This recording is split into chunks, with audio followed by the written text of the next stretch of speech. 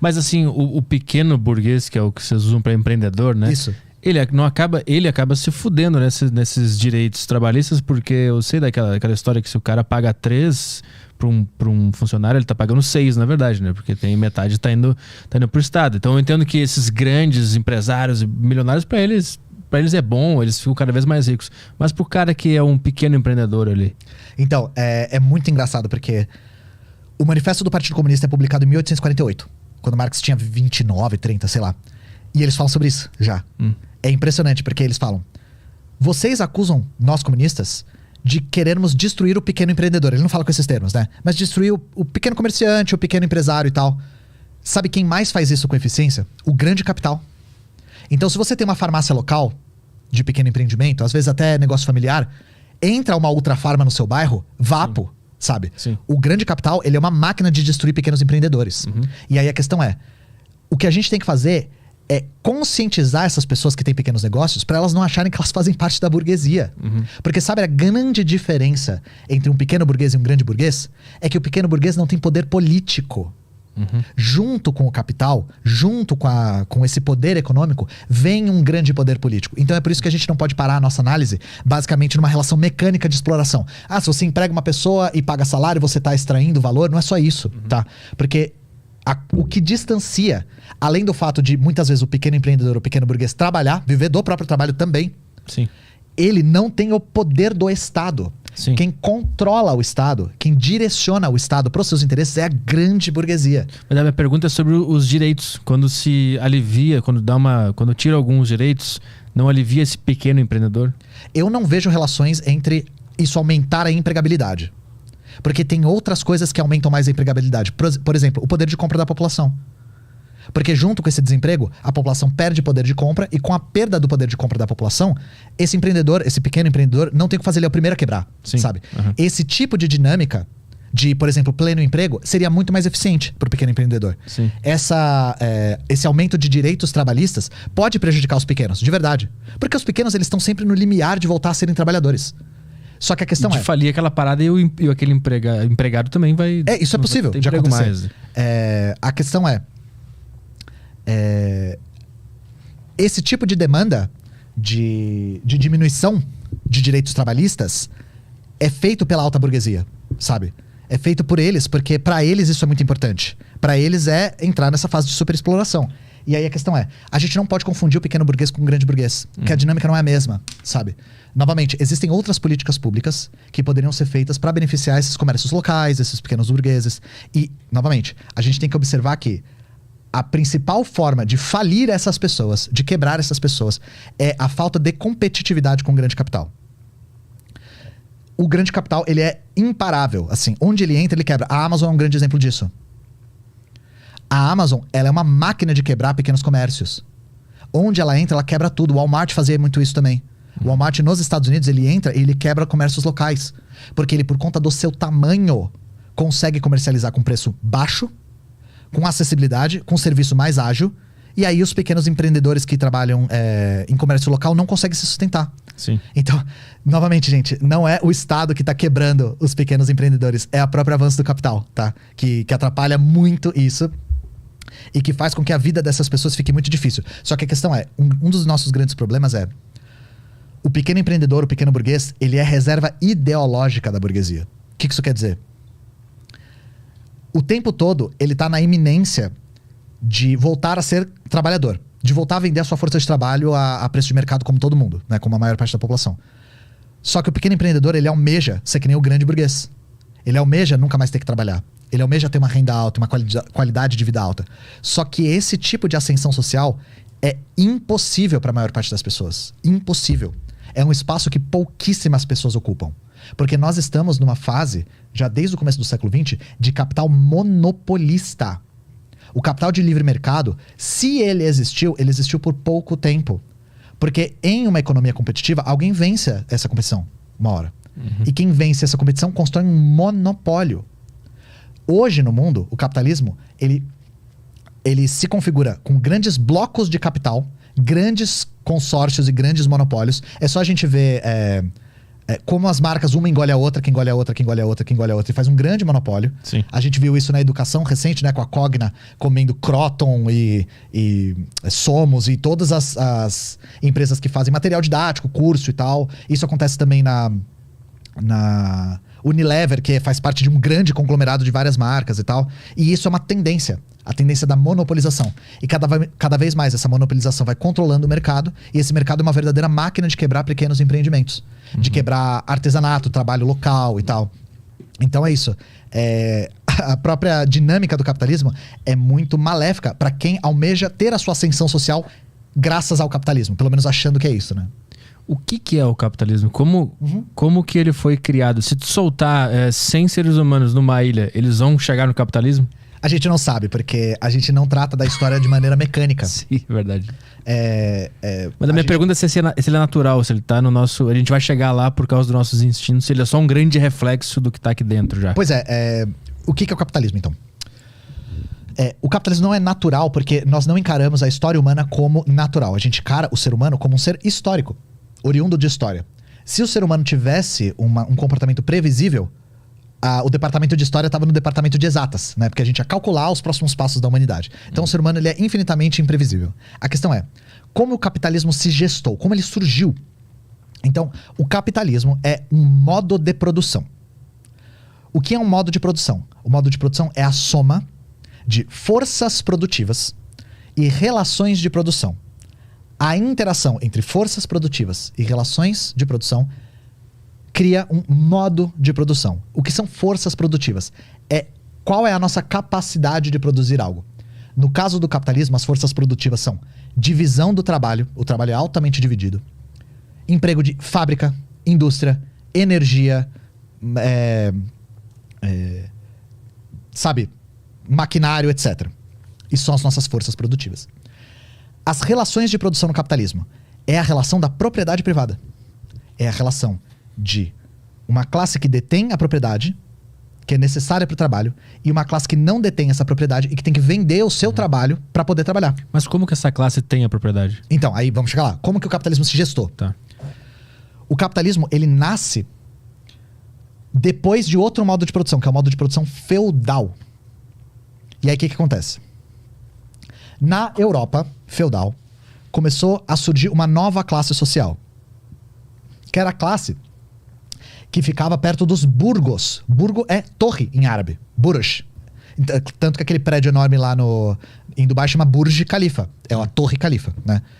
Os burgos eram os comerciantes que usufruíam da nova circulação de mercadorias e começaram a acumular recursos por serem comerciantes. Esses comerciantes começaram a formar uma nova classe. Era a classe burguesa, né? A classe que estava acumulando recursos através do comércio. Mas o que levou eles a serem esses comerciantes? O aumento da produtividade na Europa. A Europa foi desenvolvendo as suas forças produtivas, conseguiu produzir cada vez mais, a necessidade do comércio começou a surgir, e aí esses comerciantes começaram a circular essa mercadoria e usufruir da circulação dessa mercadoria. Então foi uma consequência do desenvolvimento produtivo da Europa. Uhum. A partir da formação dessa nova classe, essa nova classe começa a ter demandas próprias. E não só isso. Começa a se gestar um novo modo de produção, porque com o desenvolvimento das forças produtivas, o modo de produção feudal, as relações feudais começam a ficar obsoletas. Então as relações de nascimento, as relações da aristocracia, de um campesinato preso à terra e ligado à terra, começaram a atravancar o desenvolvimento. Essas relações começaram a ficar velhas e elas precisavam se revolucionar. E aí é que nós temos, por exemplo, uma das primeiras revoluções burguesas que foi na Inglaterra, que é uma revolução no qual a aristocracia perde parte dos seus direitos e a burguesia começa a ter ingerência no Estado. Que era essa nova classe que estava surgindo, ganhando poder econômico, poder político e estava demandando novas formas de produção, né? E aí o que acontece? O capitalismo ele não surge de maneira espontânea. Muitas pessoas associam o capitalismo como fábrica. Surgiu fábrica, tem capitalismo. Não é só isso, tá? Tem um processo histórico muito importante aí por trás.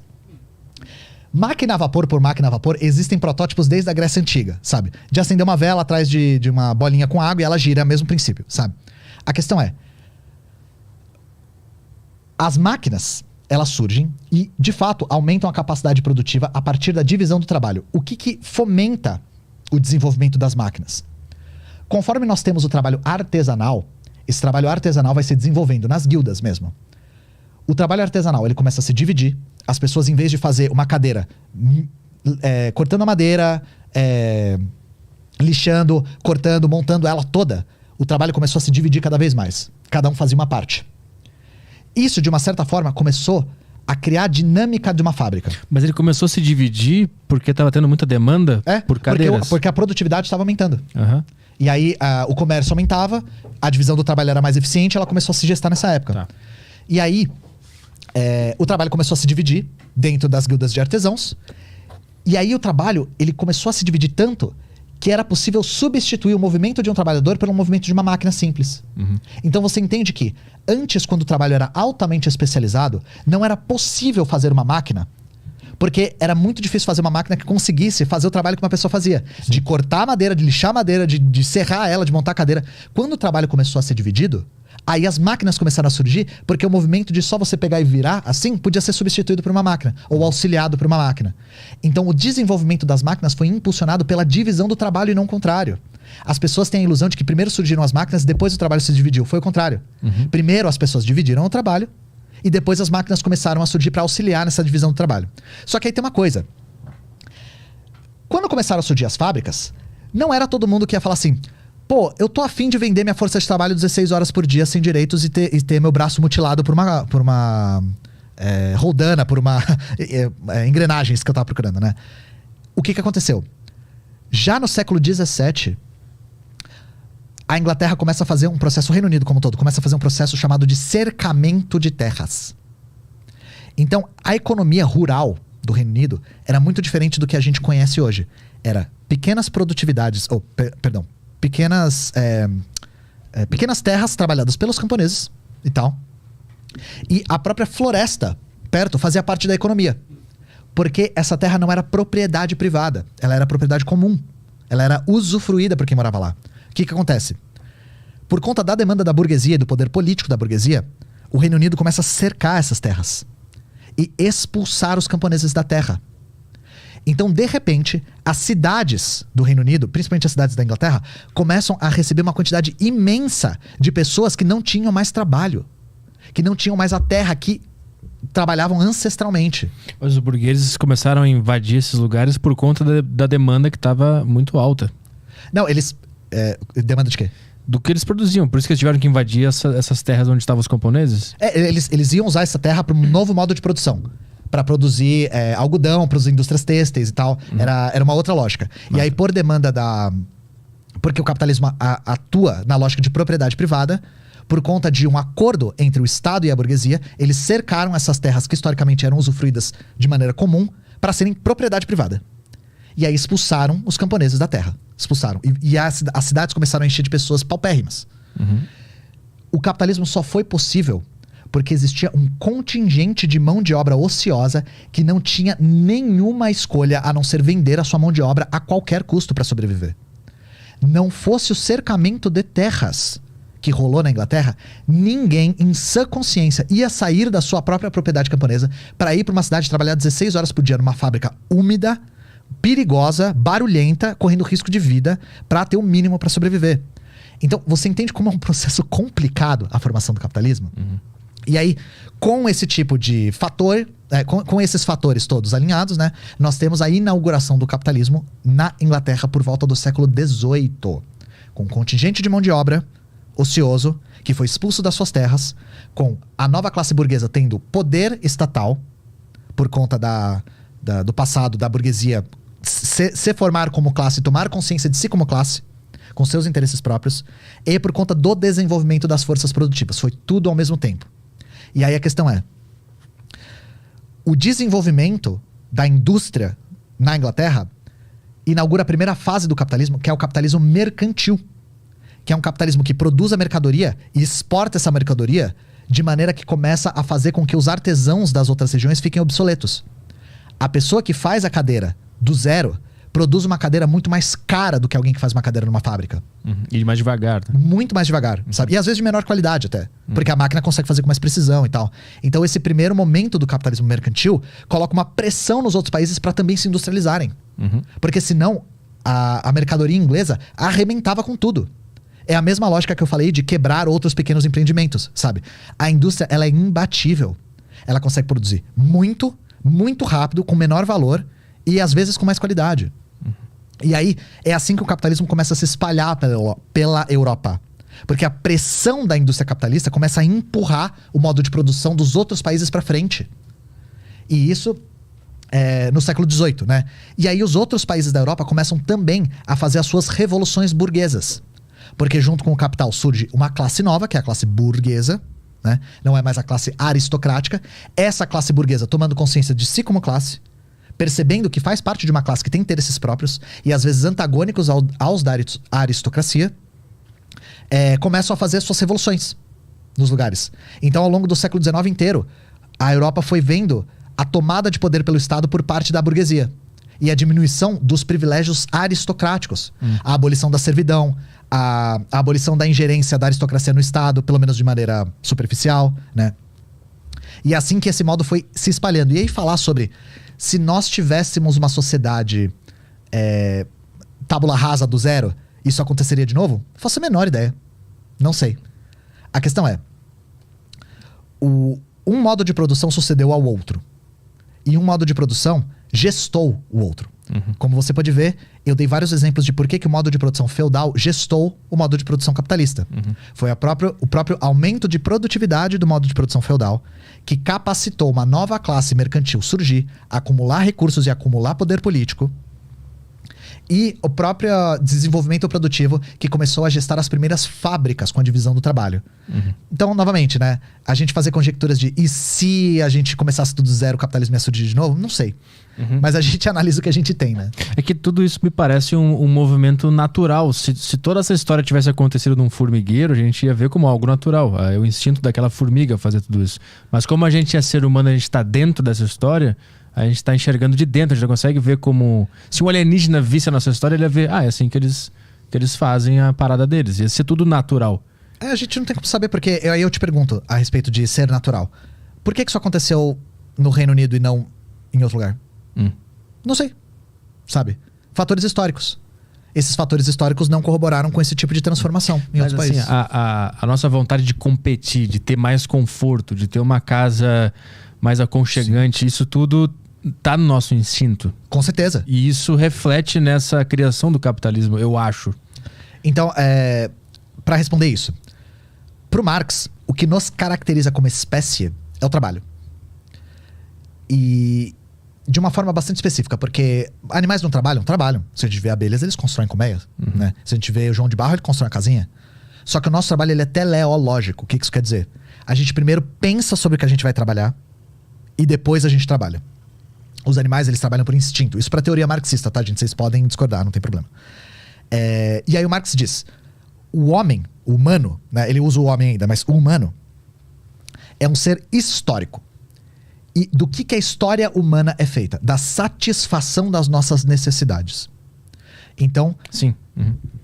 O primeiro ato histórico é quando o ser humano satisfaz a sua primeira necessidade. Ao satisfazer nossas necessidades, nós construímos a nossa história e, ao satisfazer uma necessidade, nós criamos outra. E ao satisfazer a outra, a gente cria mais uma. Satisfazer as nossas necessidades materiais faz parte do que nos caracteriza como espécie. Só que não existe nada que contradiga, obrigado. Que contradiga. Eu agora não sei mais. Beleza. Você fala muitas vezes uma palavra, ela fica confusa, né? Sim. Não tem nada que entre em contradição com eu argumentar que a sociedade é naturalmente cooperativa. Por quê? Nós só conseguimos sobreviver como espécie por conta da nossa cooperação. Porque nós nos juntamos como sociedade, desenvolvemos as nossas forças juntos para satisfazer nossas necessidades juntos. Então, dizer que as pessoas querem o melhor para si, e isso é natural, entra em choque com o mesmo argumento da gente observar o desenvolvimento da história e ver que a maior parte das comunidades que sobreviveram fizeram isso de forma cooperativa. É um equilíbrio entre as duas, né? Mas assim, eu acho que na hora da decisão entre o bem de todo mundo e o bem do indivíduo, um ser humano vai escolher o seu bem. Sim. Isso está em alguma ordem genética nossa. Mas é por isso que a nossa luta não é pra fazer com que a sociedade tenha só pessoas do bem, que não queiram o melhor pra si. Uhum. A nossa luta é pra extinguir os mecanismos que tornam esse melhor pra si possível. Entende? Por isso que não demanda vontade, nem bem boa índole, nem nada disso, sabe? E aí tem um outro argumento. Nós atuarmos numa sociedade competitiva é uma das coisas que também atravanca a nossa produtividade. Nós atuarmos de uma forma colaborativa, a gente consegue avançar muito mais produtivamente. Então eu dou um exemplo. Os 2 maiores saltos de produtividade que a humanidade já viu foram União Soviética e China. Por quê? Porque foram sociedades que não deixaram a economia à mercê do livre mercado, que centralizaram e construíram uma sociedade de maneira planejada, planificada, cooperativa, sabe? Então, a União Soviética passou, a Rússia, né, no caso, passou de um país que usava arado de madeira, um país semi-feudal, para, em 30 anos, tá começando o seu programa espacial, lançando satélite, sabe? Uhum. Conseguiu, já na década de 30, e na verdade na década de 40, né, que foi quando eles foram invadidos, barrar o avanço dos maiores exércitos do mundo, que era o exército alemão, sabe? E esse tipo de produtividade só foi possível por conta da cooperação entre trabalhadores e não da competitividade. Mas a cooperação entre os seres humanos, ela só acontece de maneira artificial, forçada. Você tem que ter um grupo de pessoas forçando isso a acontecer. Porque se deixar solto, inclusive se eu posso estar enganado, mas eu acho que o comunismo ele enxerga o ser humano como um ser que vai caminhar para o mal se deixar ele solto. Se o livre mercado imperar, vai acontecer o monopólio, vai acontecer a exploração, vai tender ao caos. Então a gente precisa de alguém ou de um grupo de pessoas centralizadas para cuidar. Então o comunismo não enxerga a índole humana como essa coisa ruim que vai tender para o caos sempre. É que você tá compreendendo o livre mercado como solto e sem regras e natural. Não é. Por quê? Eu dou um exemplo. Se nós temos um latifúndio improdutivo imenso e uma quantidade imensa de pessoas paupérrimas querendo trabalhar, o natural é que essas pessoas tenham terra para trabalhar, né? O natural seria que elas ocupassem essa terra para trabalhar, uma vez que isso é ruim para todo mundo. A gente produz menos e aumenta a pobreza porque as pessoas que querem trabalhar não conseguem e aquela terra tá lá fazendo nada. O que garante que aquela terra esteja lá fazendo nada? A propriedade privada. Quem que garante a propriedade privada? O Estado. De que forma? De maneira forçosa. Através da força física. O livre mercado é tão forçado quanto qualquer experiência socialista.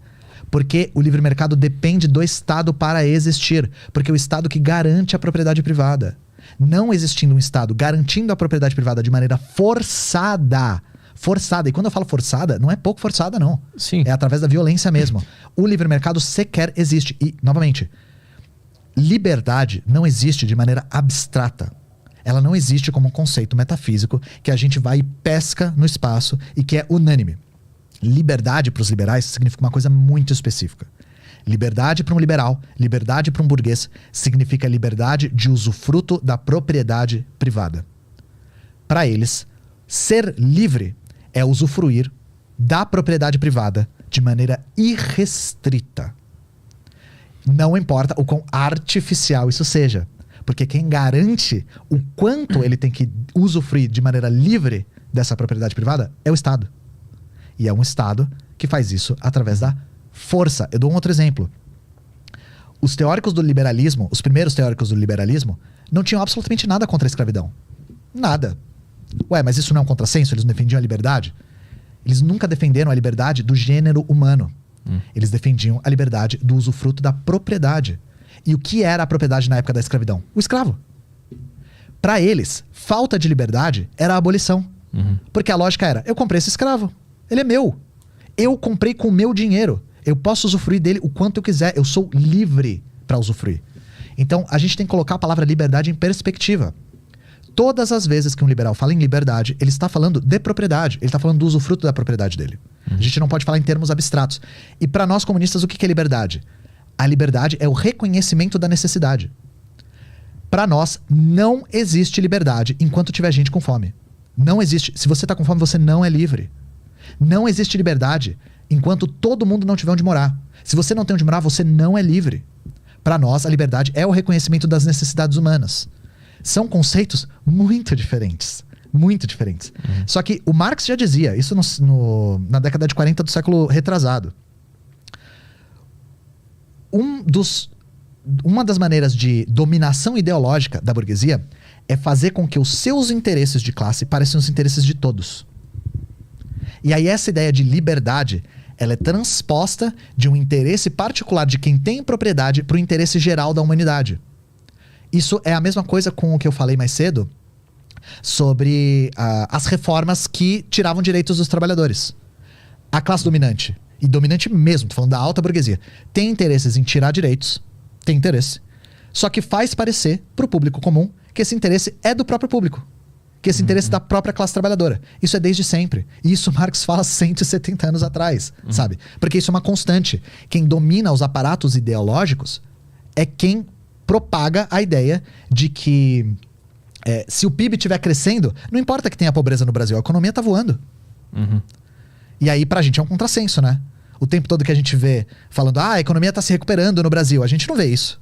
A classe trabalhadora não vê isso. Quem tá com fome não vê isso. Pouco importa se a linha tá indo pra cima ou pra baixo pra classe trabalhadora, sabe? Porque pra nós, a liberdade da classe significa o reconhecimento da necessidade. E quem são os burgueses hoje? Eles têm os benefícios daquela primeira burguesia e é a mesma linhagem de pessoas? Ou criam-se novos burgueses que conseguem ascender? Os dois. A maior parte da burguesia brasileira é oriunda de famílias que estão na classe dominante há muito tempo. Famílias que eram escravistas, às vezes famílias de imigrantes ricos. Então pessoas que já eram de famílias de posses em outros lugares, né? E nós temos nova burguesia, sim. Surge nova burguesia o tempo todo. Mas nós temos, na maior parte das vezes, uma burguesia que é familiar. Que é de famílias. Mas esse que surge, ele não tem nenhum mérito em ter conseguido chegar lá? O nosso argumento é, o mérito não justifica a exploração do trabalho. Entendi. Entende?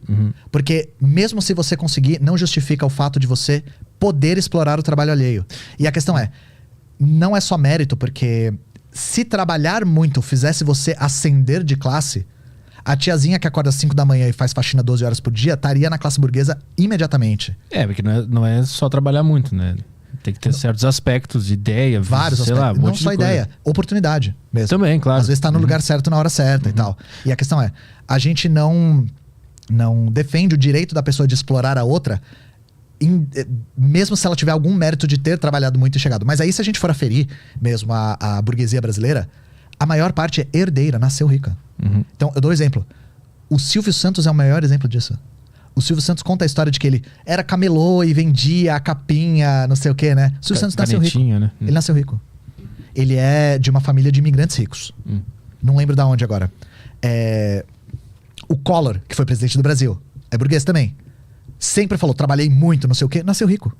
O Collor, ele é herdeiro de uma família que é dona de um monopólio de comunicações em Alagoas. Quem mais? O Jorge Paulo Lemann, acho que é o cara mais rico do Brasil agora, pelo menos segundo a Forbes, né? Herdeiro também, nasceu rico. Essas pessoas nasceram ricos. O Elon Musk nasceu rico, que é o maior exemplo de um cara que trabalha muito. A família do Dória. O Dória é burguês. A família do Dória é rica há séculos. O Elon Musk não foi o PayPal lá que ele criou e ficou ricaço lá naquela época?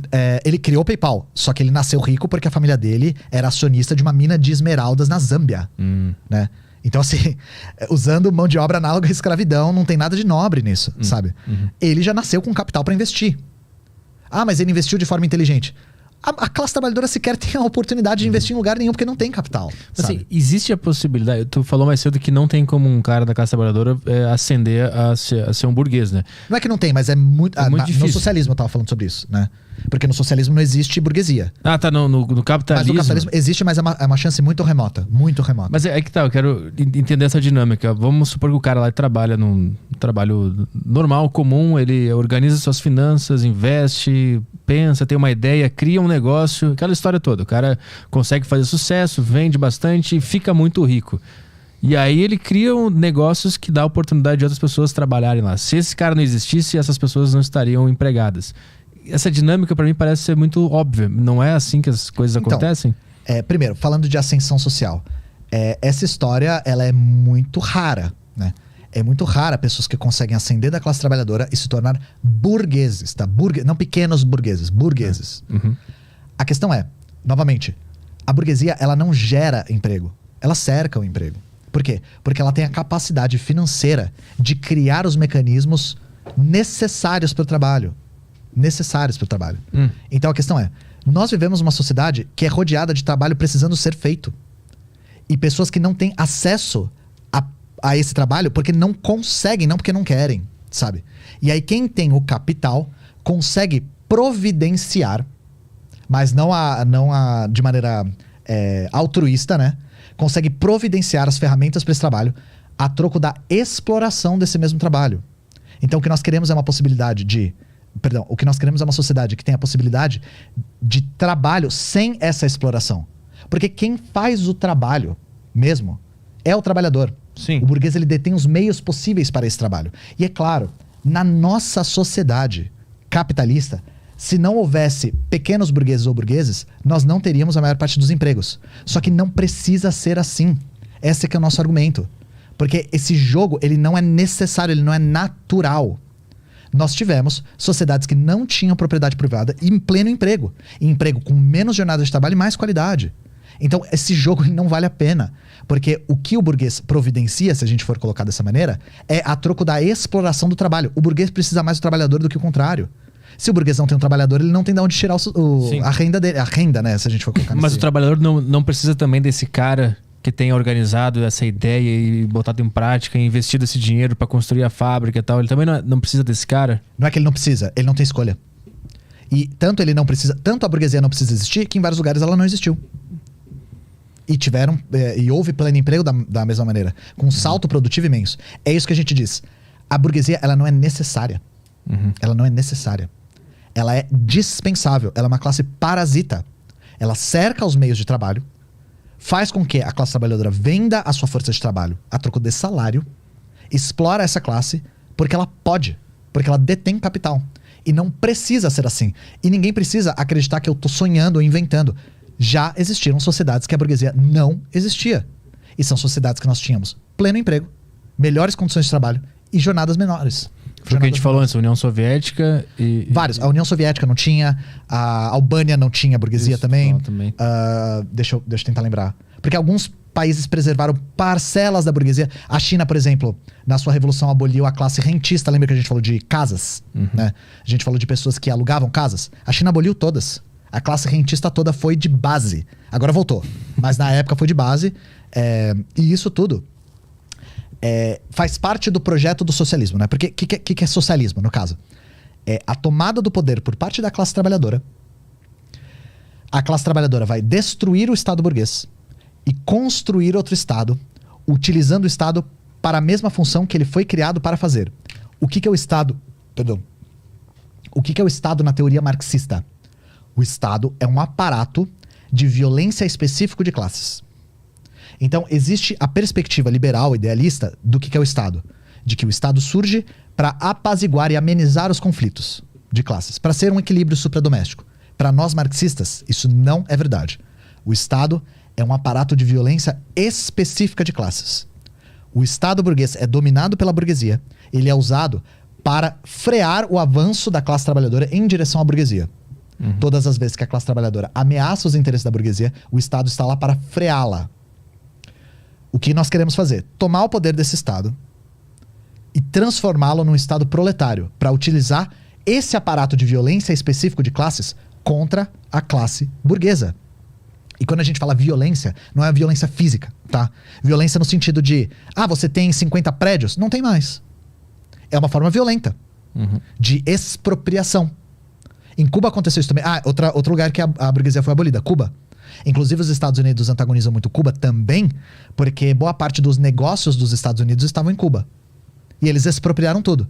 Os Estados Unidos tinham aberto uma fábrica lá em Cuba, a fábrica agora é nacional, sabe?